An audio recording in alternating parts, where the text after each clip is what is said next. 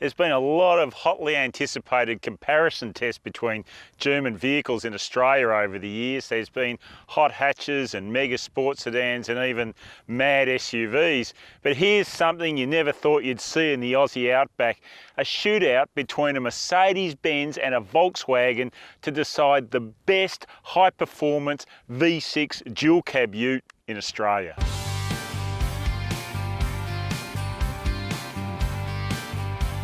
Yep, this is all about bragging rights. These two boast big numbers in a number of different ways. The Benz tops the lot for price at around $80,000 before options, accessories and on-roads, and at more than $70,000 before on-roads, the Volkswagen will cost you a fair chunk of change as well. As everyone pretty much knows by now, the new X-Class is based on the Nissan Navara, although this V6 version gets a Benz engine, gearbox and permanent 4x4 system. The Amarok is all VW's own work, of course, and it's been around for years. What's new is this appropriately named Ultimate version's performance. A lot of the chat with these two is about what's going on under the bonnet. Well, they've both got 3-litre turbo diesel V6s, so it's all squared there, but drill down a bit further and it's the Amarok with the advantage. 200 kilowatts on overboost, 580 newton meters on torque. Not only pips the Benz, but makes it the most powerful truck in the class. It's also got the advantage when it comes to automatic transmissions as well, 8 speeds versus 7. Hit the loud pedal and the VW accelerates that bit faster, but the Benz has the slight edge when it comes to fuel consumption. Boil it down and they're both quick and efficient engines, but the Benz lets itself down when it comes to drivability. I'm really disappointed by the amount of turbo lag at tip-in throttle in the X350.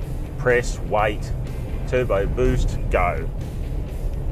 It lets the vehicle down in those short, sharp acceleration bursts that you need, especially in town.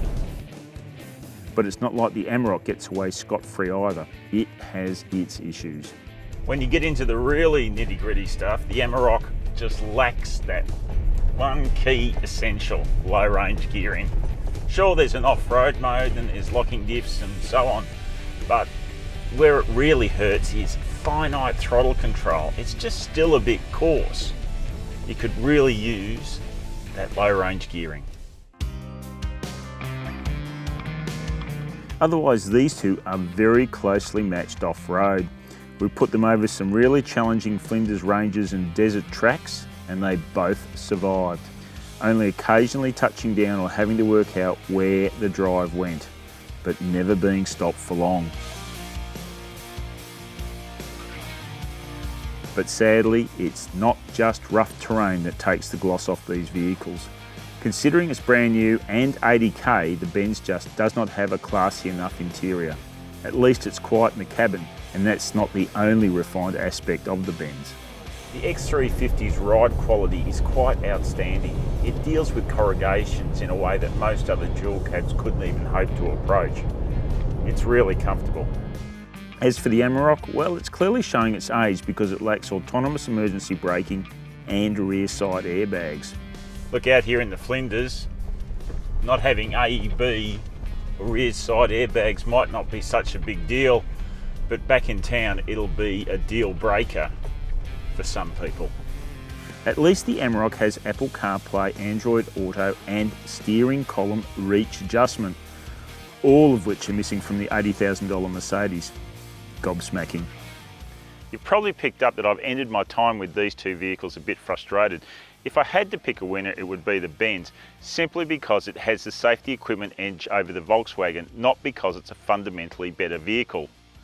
In fact, in both cases, I'd say we deserve more for the money that's being charged here. There's a lot of profit being made out of utes by car manufacturers at the moment, that's for sure.